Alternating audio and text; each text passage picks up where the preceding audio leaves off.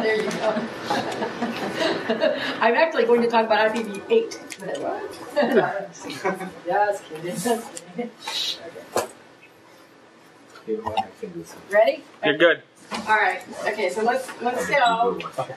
Let me tell you a little bit about myself first. Right now, I have a little company, Inside Products. We're actually out of Carmel Valley, and we do networking products, consulting, and training. In fact, I do a lot of training on IPv6. I'm going to be heading off to a major insurance company, probably one that you guys may have your home insurance with in 2 weeks. I'm going to spend a week with them because they're getting ready. They're getting ready. They're saying, you know, we need to get our website going because, and I'll tell you why. In about after about 15, 16 slides, you're going to know why. Because they're saying we got to get ready because after June 8th, IPv6 is going to stay up on the internet, and they want to know. They want to have their users, their customers, might be you guys, might be your insurance agent. They're interested in what kind of experience they have coming in through IPv6. IPv6 is one of the biggest changes, if not the biggest change, in the protocol ever. It may be the biggest change, certainly in your lifetimes, as far as what's being done. You know, if you're thinking about your career, it's the more you know about it, the more valuable you are going to be. And in fact, I would like this area, Monterey Bay, to be a center of IPv6 expertise. To get back to myself, I have over 3 decades working in the industry. I started when I was 4 years old, and so I've done a lot of stuff. I was when Chevron and Gulf did their network merger. That may have been before some of you guys' time. I was one of the chief architects on the network side for that. At the time, I believe Chevron bought Gulf. At the time, it was the biggest network merger ever. Since then, there have been bigger ones. Very, very interesting. Very interesting. I've had products that were OEM'd. You guys familiar with what an OEM deal is? Oh, yeah. Yeah, I've had products OEM by Blue and Babbage and IBM.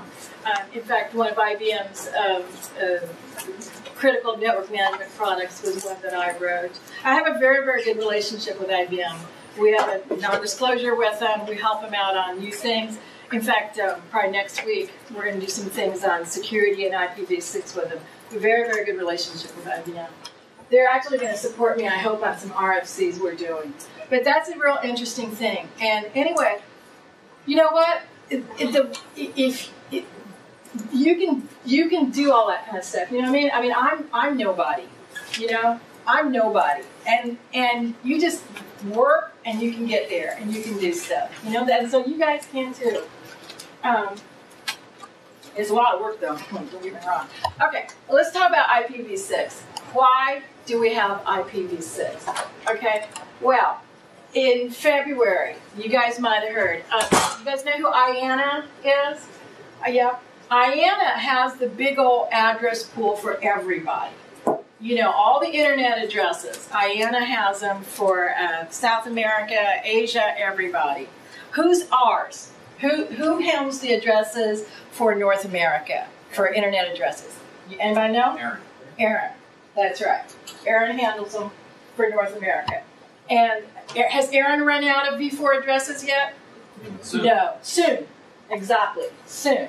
Do you know how soon exactly? Do you have an estimate? Yeah, that's Midsummer? Midsummer might be. They're thinking, I don't know, they're saying September. Aaron actually is very, very interesting too. Very approachable. John Curran, who's the CEO of Aaron, great guy. He's spoken on my webcast before. And I'll tell you about that. You guys can sign up. We have free webcasts once a month. And John Curran was on a while back. It's cool to have John Curran calling you on your cell phone and saying, all right, lady, you know, we're ready. And so anyway, that's great. So the biggest push has been who? Federal government. Federal government has been pushing IPv6 very, very hard. Why are they doing that? Anybody have ideas about why they're doing that? Yeah, go ahead. It's more secure and obviously it has more space for addresses. Yeah, it has more space for addresses. You're going to get some arguments on more secure. You're going to get some arguments because that's what they'd like to think it is. Right. Yeah, they've certainly pushed it that way. You know. Yeah, but you're going to get some arguments. The other thing that's going on is IPv6 is in a lot of people's, by a lot of countries, 5-year plans. It's in the Malaysian 5-year plan. Japanese have been all over it for a long time. In fact, a lot of times in the beginning, I'm going to show you some stuff too. A lot of times in the beginning, but I mean like 6-7 years ago, when you wanted to find out what was going on, the papers were in Japanese. You had to figure out. One of the biggest companies who's got IPv6 addressing here for businesses, you know who it is? Nippon Telephone Telegraph USA. Where'd they come from? Japan. Japan. That's right. And so the federal government, in this case, I think I'm very, very, I really support what they have been doing. And this has been across Republican, Democrat, they have been pushing it continuously for a long time, since 2008, 2007, long time before, and completely, you know, and I totally support that, because we don't want to be behind. And you'll see why a lot of other countries have started the adoption ahead of us. We are not in the lead in IPv6, although we're catching up. Okay?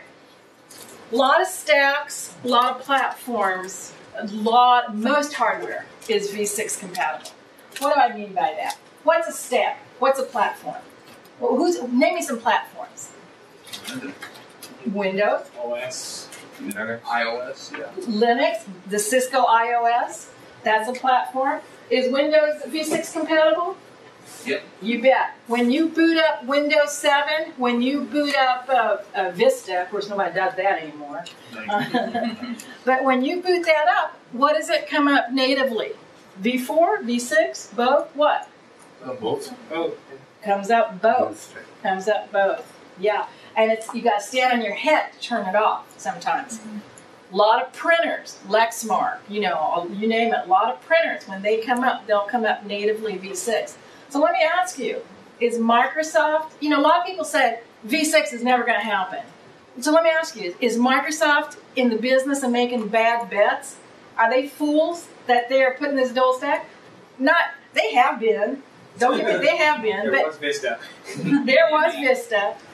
But by and large, no. But if Microsoft, Google, Yahoo, everybody is getting on that bandwagon, is that probably the right bandwagon? It probably is. Probably is. What's that? For better and for worse. For better or for worse. And there's some worse, I'll tell you. There's some worse. But, you know, much of the backbone of the internet supports v6 connectivity. And I'll show you what I mean by that. Because if the backbone doesn't support it, then you're not going to get nowhere. Yeah, that's right. So why do we need to think about this now? And as I said, this is the speech that I give so that we can get funding when I'm talking to large banks and or you know, insurance companies, whatever. You think the managers are going, yes, I want to do this project, which is going to force me to spend a bunch of money, and nobody is going to see anything different. In fact, it might be worse. I mean, people are like, yeah, I want to spend a bunch of money on that. That's a good project. Yeah. So you say, well, it's actually a business continuity issue. Because what is going to happen? Okay, let's think about what's going to happen. Once IANA runs out, they can't give any more V4. Who else is going to run out then? Pretty soon Aaron's going to run out.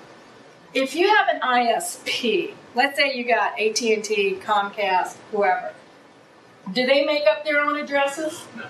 Who they got to get it from? Aaron. Got to get it from Aaron. Let's say Aaron don't got no more. So they only get V6, right? They only get V6. So some ISP somewhere down the road, probably not going to be Comcast, may not be AT&T, maybe some little bitty ISP who had a small block. You know, somebody who's serving, I don't know, southern New Hampshire or something. You know, they run out, or Cardinal Valley, you know. Somebody runs out of V4 addresses, and they only have V6. So you have this cluster, which is maybe, let's say it could be the Monterey Bay area, which only has V6 addresses. How are you going to get to the rest of the world? That's what, isn't that right? You get it, right? That's what everybody's looking at. That's why, I say in 2 weeks, I'm going down to one of the major insurance companies because they're going to get, first thing, they're going to get their website up to speed. They say that's the first thing you got to do. Anything that faces the internet, that's called externally facing. What faces the internet? Okay, your website. But what else? What else faces the internet? The public service. Yeah, and what? Yeah, email. Social websites, social network.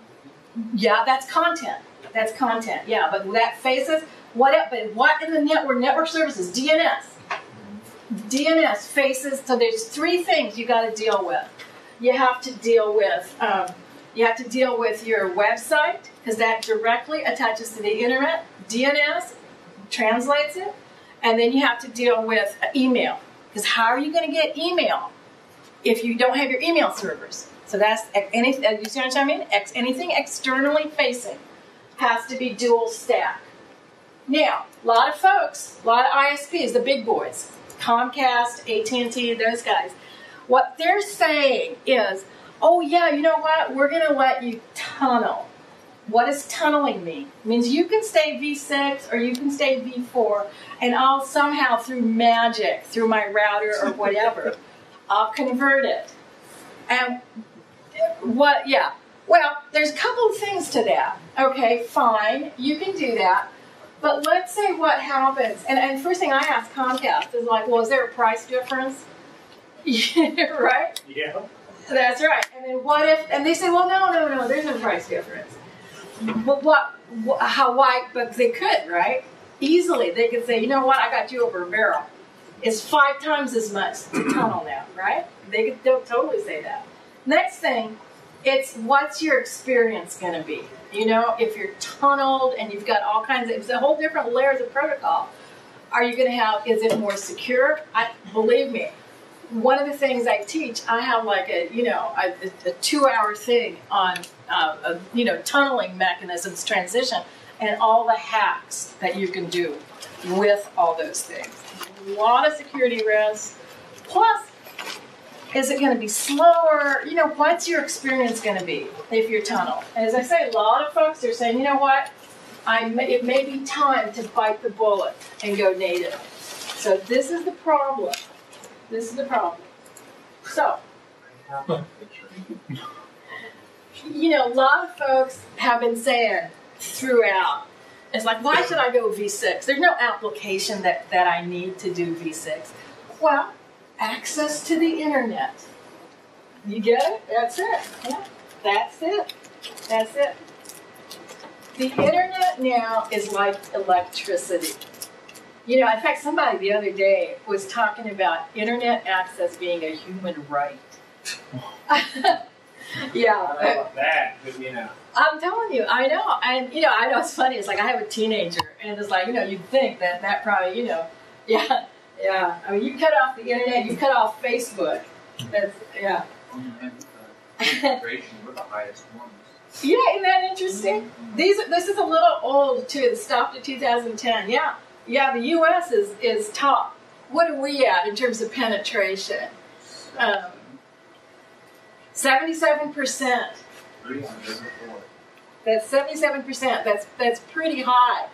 But see, the point is, look at the bottom. The world total is only 28%. So see, we started first, and we got a lot of it. And so a lot of folks here are saying, why should I do anything different? I got mine, buddy. You know, I'm happy. I'm just going to, you know, but the rest of the world is not going to be able to do it. They want the same things that we have. And I'm not saying that's good or bad. I mean, you can, sometimes, anyway. But that's just the facts. They want internet access too. And unless we go to V6, they can't get it. And so this is why we've got to go. And we don't like it, and that's why we're behind. A lot of other countries have gone first. I'm sure you guys have heard too, like when they gave out the internet accesses, the internet addresses, who got them first? We did in the U.S. And who got them? Yeah, you can just see IBM. IBM got them first. They got a huge old block. Who else got it? MIT, huge old block. UC Berkeley. They got. I think MIT has more IPv4 addresses than the entire country of China. Wow. Yeah. Those greedy, aren't they? Well, you know what? It's like that. This is a real interesting thing. I mean, they got there first. They feel like, this is back in the old days when you just said, I want this, and Aaron's like, well, all right then. So first come, first served kind of thing. First come, first served. And actually, Aaron wasn't even around when some of this happened. Aaron came along later. But now everybody's doing it. And the other thing, what's everybody doing is mobile apps. A lot of the 4G devices, a lot of the Androids, a lot of that stuff is working on, and it's got to work on V6. The other thing that's really interesting, this whole next 5 years is going to be the age of the sensor. This is real interesting. Turns out that bananas are some of Walmart's most profitable products. Bananas, right? Now, let me ask you something. If you see a banana on the shelf, and it's all like, it's green and, looks really hard, you're kind of like, maybe I'll wait a little bit. But if it's all black and got all these splotchy, crud things, you're like, I don't want that thing. That thing looked like it walked here. I don't want it. So you want a nice looking little banana like this. So what Walmart does, puts little RFID tags, sensors, on bananas. Because when they get them, they ripen them with nitrogen. And this thing tells them exactly what they have to do. And so now you're going, oh, that was kind of interesting, but what's that got to do with IPv6, right? Who cares? Well, what people are doing now, this is one of the most interesting things that's going on right now, is sensor networks. I'll tell you about this little network, but there's a sensor network probably at your house, IPv6 based. How many of you have had PG&E come in and put what? Smart meters. Put a smart meter. How do you think that thing's working? IPv6. It's a smart grid. That's one of the biggest IPv6 sensor implementations around, if not the biggest. Yeah. But this is real interesting too. I think this might have been University of Iowa. They have a muscle network. They put RFID tags in mussels. The little bivalve. What do you call those things? Bivalves, or the thing you eat. And you're going, well, this is like really stupid. I mean, who cares if mussels talk to each other, or what they have to say? But the point is, it's underwater, and that's a very interesting area. You guys remember a few years back what happened in, the Gulf of, where the oil spill? Where was that? That was the Gulf of Mexico. Was it Gulf of Mexico? Is that? Yeah. Where that big old oil spill was? Yeah. Well, what's that? BP. Yeah, that BP oil thing.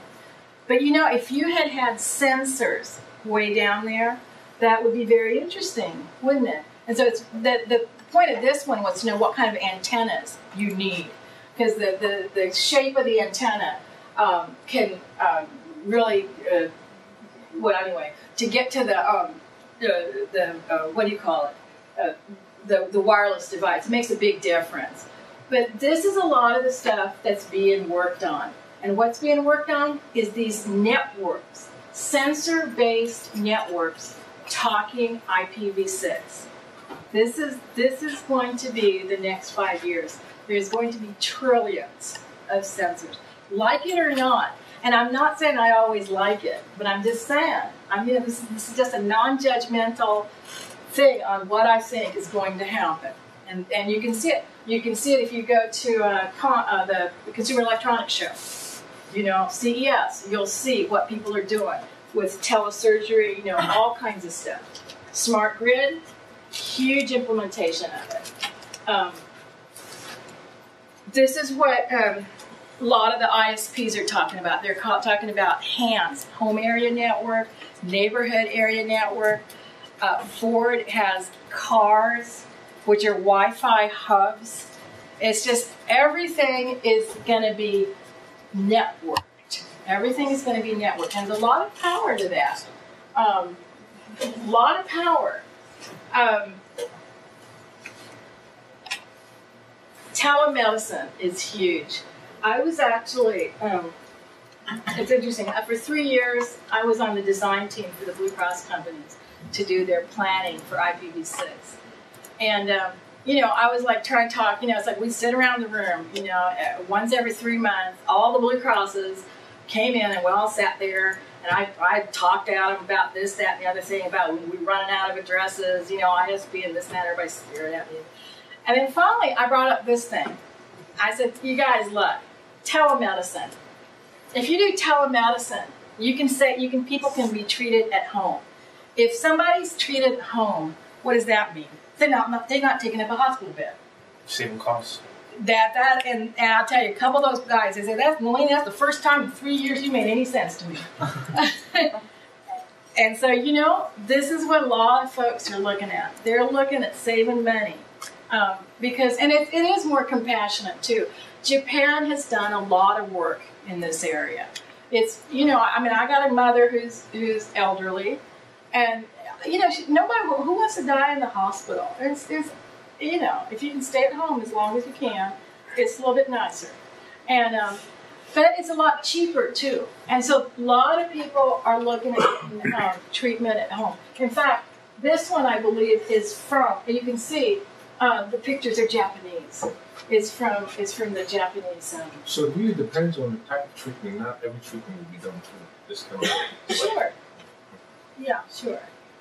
So when you say telemedicine, what does it really do? Well, I mean, how does IPv6 work in that? What you'd have, like, for example, like if you'd have a sensor, like, you know, maybe monitoring your heart, you know, whatever, and it'd be at home, and it would be networked to the doctor or the facility? Yeah, there's a lot of stuff now. For example, they have stuff where, like, you can put sensors in the carpet, and they'll, like, if you have, like, you know, a lot of the elderly, they'll fall, and if they don't get past a certain point, or if they fall, it'll see that they've fallen. It'll automatically alert you to say, you know, the doctor or 911 so they can get help. So you can get help. Okay. Yeah, a lot of this stuff it's wireless, and it's, you know, yeah. And you were talking also about muscles, and so how? I mean, this I understood. What the heck with the muscles? Bananas. Yeah.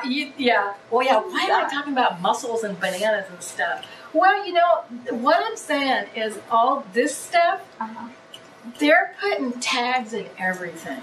Okay. You're going to be surprised at what is tagged and what's keeping track. Your card. One of the big things going on is, you know, how many of you guys have ATM cards? Everybody, right? Yeah. Yeah. They're going to make those smart. And there's going to be sensors in those. What's the Army thinking about? Identification. And the thing is, if you network that, you know, then there's a lot of power to it. We went to Cisco for a field trip last week. This is RFID in the badge. RFID in the badge. So this is the badge that we had got. Todd noticed that there was a RFID. There's a tag in there. So everything is censored. Yeah. Just like a tracking device. It's a tracking device. Yeah. Want to use that in pets? They do. Chip. Yep. Same concept. I know, it's crazy. Not in each banana. What's When you, I mean, that's food. I mean, I was talking other things I can understand, like clothing or something when it's in the shop, and you know, you don't want people walking out with that stuff. So RFID, but food. Well, it'll be on the crate. I just put that right on the banana. Okay. Because you don't want to eat the thing, you know. Yeah, that's. Although Although people are, I'm telling you, when my little one was small, when my child was small, when you do think about this, you know, everybody's like, I know it's like one child gets kidnapped in the middle of somewhere. Everybody's like, oh my God, my child's gonna get kidnapped. You know, and so they have what stuff that you can swallow. Really microchips that they can implant in humans for tracking devices that they can kidnap and stuff. Yeah. Yeah. Low jack your kids. Yeah. LoJack, So, along with the smart meters that PG&E is running at IPv6, a while back, I was informed that a lot of appliances are going to start showing up with Ethernet jacks on. Yeah. There's more addresses that are going to be needed for that. There's going to be stuff like refrigerators and heaters and things like that that PG&E is going to want to be able to turn down or turn off momentarily. Well, you know, yeah. Big peak energy consuming times and things like that. So Smart house, that there's kind of a lot of stuff going. I guess we've also got a local company, Digital Home Convergence, I believe, out of Carmel, that does a lot of this kind of stuff that's on the board now. It's monitoring a house for, like, say, elderly parent or something like that. Or you know if they're not moving in the house. You know if the refrigerator hasn't been open for a while. You know, all kinds of life-saving events for people in that situation. I bought my wife a set of those Electrolux washer and dryer. USB in the back of them. USB on the back. Yeah. I didn't understand it. And I figured it out. I looked at the manual. It's for diagnostics, and you can hook up to monitoring devices and all sorts of things to figure it out. But yeah, you're right. Everything's going to be right down to your coffee pot. It's just like you say, It's a little crazy, and I'm not saying that, you know, I mean, I personally, technology has been my life for years. I try to have as low tech a life as possible. I mean, you know, I'm not saying that we live by coal or something, but, you know, I mean, I don't like, you know, all this stuff is too much. It's a lot, but that's the way that we're going. And some of it's really good. Some of it is real good. The Army is doing huge amounts of stuff. They're tagging, I think, all parts of the soldier, so they'll know where he got hurt. Each bullet. Although, who uses bullets anymore? Yeah. You know, and other people. Mobile IPv6. There's a lot of stuff. People who want to, you know, if you're jogging. You know, if the doctor tells you need so much exercise, you know, you put the little thing on, it'll communicate back, and they'll go, yeah, I did my exercise, I did everything. You know, it'd be great if I had that in my little one's retainer, because she's always lying to me about it.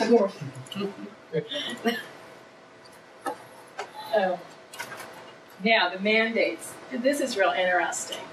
There was the first one was 2008, and there's a couple of federal agencies that have been very, very active in this. Of course, DOD, but NIST has been very active. And they have what they call OMB mandates. And these are like, I mean, it's like, you know, there are a lot of them put to sleep. And these are not bad. These are not bad. And these really have been very effective. Because the Office of Management and Budget is, I believe it's under if you go under whitehouse.gov, you'll see the OMB mandates. And the 2008 one was that for the backbone to be compliant. And oh, believe you me, it was like people did all kind of stuff. It was like, well, what does compliant mean? You know, and some people did absolutely the minimum amount possible, and some people did an awful lot.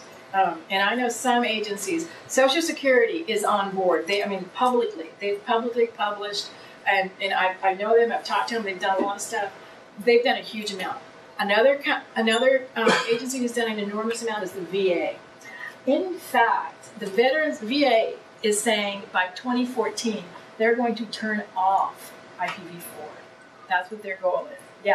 Yeah, really wow. Those guys are great, really, really great. But the biggest thing is implementation status varies widely. Yeah, some people are not doing anything.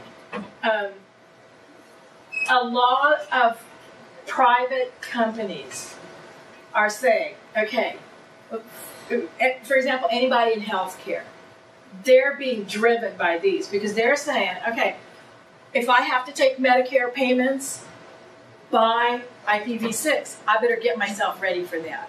Because if they're at all touching that, most of the banks, who do they have to talk to? Treasury, the Fed. And if the Fed says you've got to communicate to me through V6, they're saying I need to be compliant. If Treasury says that, SEC, if all those agencies say that, that's what's driving the private industry. Because otherwise, this is a lot of money for infrastructure. It's kind of like if somebody told you, you got to clean up your basement and, fix up everything underneath. It's not going to raise the value of your house any, but you got to do it. You're not going to want to do it. Nobody wants to fix the plumbing. I mean, it seems like a bunch of money for nothing.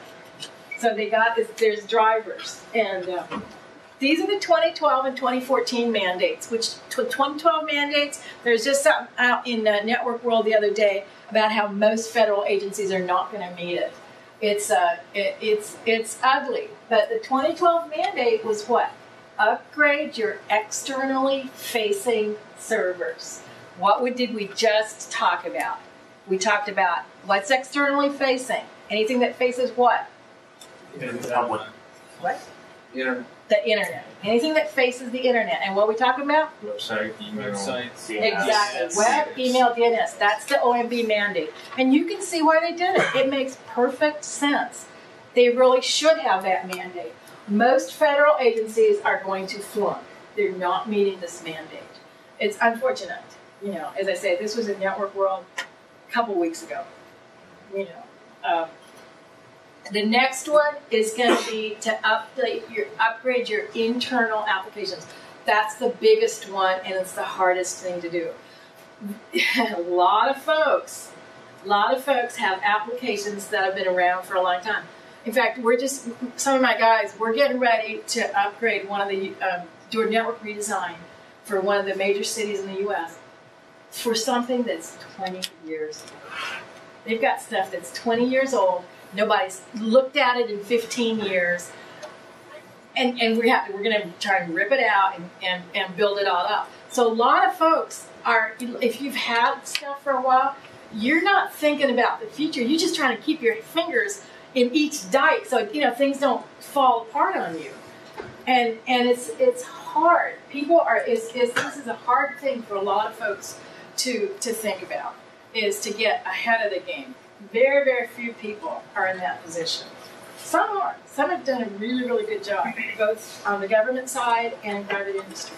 How difficult is it to transition from youth Yeah, we're going to talk about that. And the question is, it depends. It depends. Yeah, it depends on what you're doing. This, upgrading your externally facing stuff, is not that hard. It's not that hard. You can do it. And there's a lot of different ways. I have some stuff. We'll start talking about transition mechanisms, transition strategies, going from the front out, what you do first. Usually we do consulting too, because we do implementation, we work with people. And I said, look, just do this first. That's a first step. First step, and then do that. Because by the time you start talking about doing your entire network, okay, let's say you're Bank of America, right? Yeah, well, makes your head hurt thinking about that. So take it a little bit at a time and start doing that. There's some. I'll leave these with you guys. If you want, these are the real IPv6 profiles, and it's worth looking at. As I say, DoD and NIST have put together some, real good profiles, and they've tested a lot of equipment. They've said this has to be supported, this feature, this feature, this feature. Are you guys familiar with RFCs and what RFCs are? Yeah, they've gone through and said these RFCs have to be supported, these not. To my mind, they've been. I would have done more. I would have pushed people a little farther than what they've done. And you'll see there's some like for secure neighbor discovery. That's not mandatory. Yeah. But it's tricky too, because secure neighbor discovery, the RFCs for that are pretty pathetic. And so, you can kind of see, but it's, but what they've said, everybody's got to do. And people like Cisco, Checkpoint, a lot of people do that. But there's a lot of equipment, other equipment, your load balancers, management systems, a lot of that. That's where some of the weak points are. The backbone devices, Cisco is not bad. In terms of their support. Although, when I was talking to them 4 or 5 years ago, they said, you know what, we got a lot of stuff out there, but in terms of a real load, real people exercising production level loads, it's not there yet. That's what happened, because there isn't enough traffic. But it's getting there. It's getting there. This is really good, too. This is a good website. To go up there. NIST has just done an outstanding job. You can go up there, see what they've got, and you can see the latest, the real OMBs too. Talk a little bit about adoption. Aaron has been pushing it for a long time, and in fact, I have to say, really, John Curran really has done an outstanding job. He turned things around. I mean, he single-handedly has brought up awareness of IPv6 in the U.S. I mean, we really owe him a real debt of gratitude for that. He's gone. He speaks everywhere talking about it. He's done a lot of the policy changes, which I think have been necessary for it too. The business community is still preliminary. That should say. Sorry, instead of Aaron, that should say IANA. IANA ran out in 2011. Aaron will run out in 2012. There's a lot of stuff going on. There's a lot of transition things. It takes a long time. I remember when I got through presenting a transition plan to a major company, and I said, you guys, you got to start now, because it's going to take at least 5 years. And after I got through telling them what all they had to do, one of the managers was sitting there, and he goes, are you kidding me, 5 years? This is going to take 10 years. So if you're a major corporation, if you're a Bank of America, if you're a Blue Cross, Anthem, if you're a U.S. bank, if you're a State Farm, it's going to take you 10 years to convert your internal network. It's a huge effort. It's probably the biggest thing that we will see in our lifetimes, the biggest change. So you're saying that there will be jobs in that area too, to help the transition point. You know what? That's what we're betting on. Right. That's what we're betting on. That's what we have. I'm not Mother Teresa. I don't do stuff. I'd like to be, but I can't afford to be. I got a kid. Okay. Right. So yeah, that's what we're betting on too. Yeah. I saw on there a couple slides back about how Vista 7 all natively come supporting V6, but there's a lot of people out there desperately grabbing hold of XP and clinging for dear life. Do you know if Microsoft's coming out with something to patch XP to become V6 compatible? Oh, you can do XP. You can make it a V6 compatible. XP is compatible. Yeah, you can do it in a minute. I'll show you. Also, XP is also into life now, isn't it? They're done with it. If I'm correct. A lot of people use it. Well, they gave up on it. Yeah, I'm pretty sure recently it just went in the life. Not supported. Yeah. People gonna hold on to this stuff, as long as they can. But you can patch stuff around. One of the unfortunate things that's happening is that a lot of people do it. They're giving their old equipment to Africa and to the poorer countries, and so they stuck with. If you got stuff that can't ever go, XP can go, but say you got a router, which is just not capable. And then, so a lot of people say, well, I don't want this thing. I'm going to donate it. But then you got the poorer countries which are stuck with this old equipment. It's really unfortunate. Yeah. But having said that, I'm telling you something. The growth in Africa is incredible. We've got companies in Africa that are, I mean, things are really changing over there. It's really interesting. We got companies like Russia running their silos on 386s still though. Whoa. You know, the Russians, that's a very interesting whole area. You know, they couldn't get stuff for a long time. And so they learned to write this incredible code, you know, that could do, I mean, very, very tight, that could take advantage of all kinds of stuff. But, yeah. They're running some pretty efficient 386 and stuff. They did some incredible stuff, those guys. What people want to know is, where can I get native IPv6 access? And I don't want anything tunneled. You know, I want native v6 access. Where can I get it? And it's still a little troublesome. There's a site out here, Hurricane Electric, and they'll give you native v6. NTT, Nippon Telephone Telegraph, you can get native access. Comcast says it. It's sporadic. Yeah. I've tried getting into their trial, and I know. It's sporadic. One of the interesting things, this I don't know. It was an unverified rumor that one of the ISPs that had V6 access was doing real well because a lot of the pornographic companies were getting it because it bypassed your firewall. Wow. Awesome. That's a good Yeah. reason to get IPs. Yeah, I'd like to bypass it. No. Bypass. Let's talk about peer exchanges. When we're talking about peer exchanges, this is the backbone of the internet. The backbone of the internet has got to be V6 capable. What else is the backbone of the internet? DNS, your root DNS servers. Those have all got to be V6 capable. What's a peer exchange? Okay, and let's take it this way. Who owns the internet? You know, who did all that infrastructure? W3C. Well, I mean, the physical hardware, you know, all that physical hardware. And there's tons of people that actually own it, you know.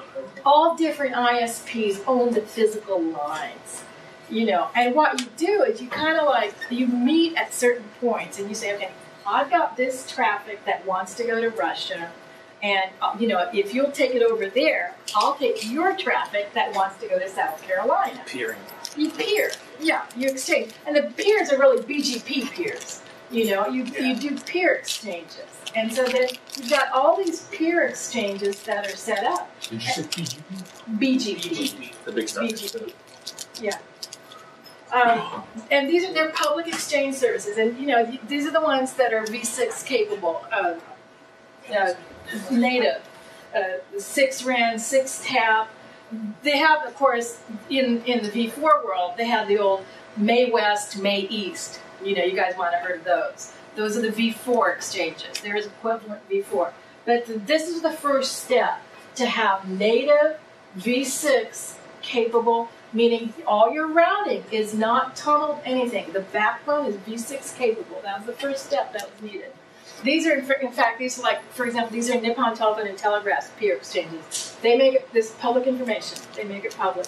This is who they're going to. And as I say, native traffic, and they go all through there, and then come in through here. And you can see, they only have a couple in the U.S. There's going to be, you know, there's going to be more growth in this area. Big Ape is one of the ones that's in New York. And you'll see the people who are on there are interesting and who've got V6. Cable and wireless, of course, that makes sense. Although I heard they're going to be bought out probably. But, you know, they got V6. Hurricane Electric offers V6. There you go. Yeah, you go Google. What's their thinking? What are they thinking? You know? You step ahead and Exactly. It wouldn't hurt to see what Google's doing and kind of say, let me see if they're, you know, what kind of stuff they're doing. Yeah. It's interesting. this is a ping I did to the Japan portal. As I said, for a long time, Japan was one of the few sites that you could get to. So first thing, and the com.net is a dual stack. It's a v4 and v6. Oh, that's why it's so small. Yeah, and so the first thing I go, you see the first thing, let me ask you something.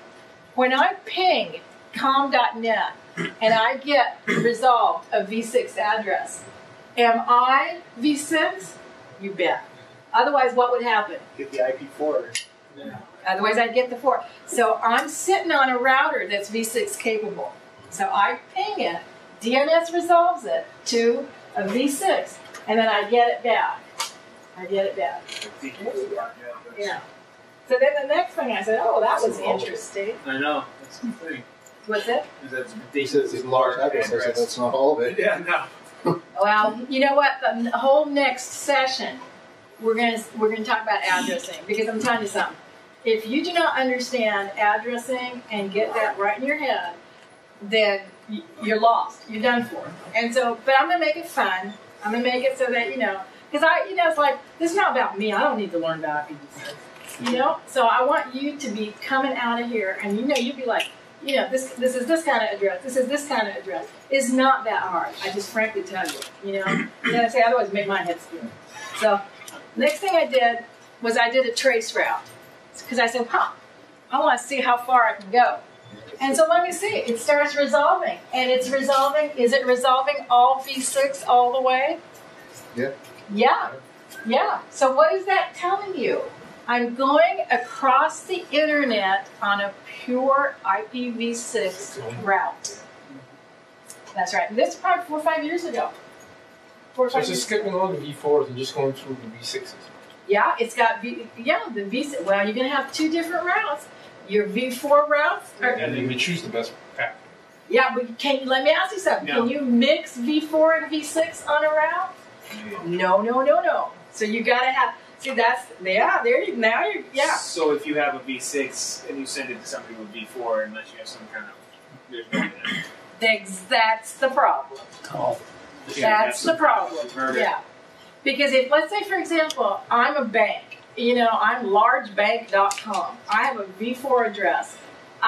There's a customer out there with a v6 device. Are they going to get to me to look at their balance? No way. Do I, as large, humongo bank that wants to make a profit, am I interested in that? That's the issue. That's the issue right there. And one of the real interesting things is IETF meetings, The IETF could have done it so they were compatible. Or there was backward compatibility. Something like that. That was not done. But this was done 10 years ago. So it's too late now. So a good thing, because a lot of people want to put that backwards compatibility to everything, and inevitably that slows everything down. Because there's renegotiation with every node. Is this or is this? Oh, it's this, and they keep doing that down the path. To me, personally, it's better just to bite the bullet, and shut it down, turn it back on, and IPv6. The other thing that's interesting is if you're an IP telephone network, and a lot of home houses are going to IP telephones now too. Say the government starts using exclusively IPv6 for Social Security, IRS, all government agencies. Well, if you have an IPv4 phone in your business or your home, and you try to call a government,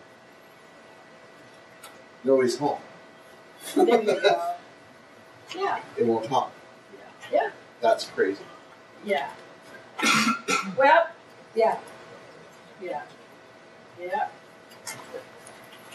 As I say, some of the stuff you can change, some of it you can't, and the incompatibility is too late now. There are transition mechanisms, tunneling mechanisms. They're all ugly. Internet 2 is real interesting. But, DJ, when do you want to take a break? I think we take one now at 7 o'clock. Yeah, it's about now. 7? Okay. Yeah. You need Japan mentioned. They transition. They turn to okay, let's stop. according to the book. So, They went a long time ago. so how would you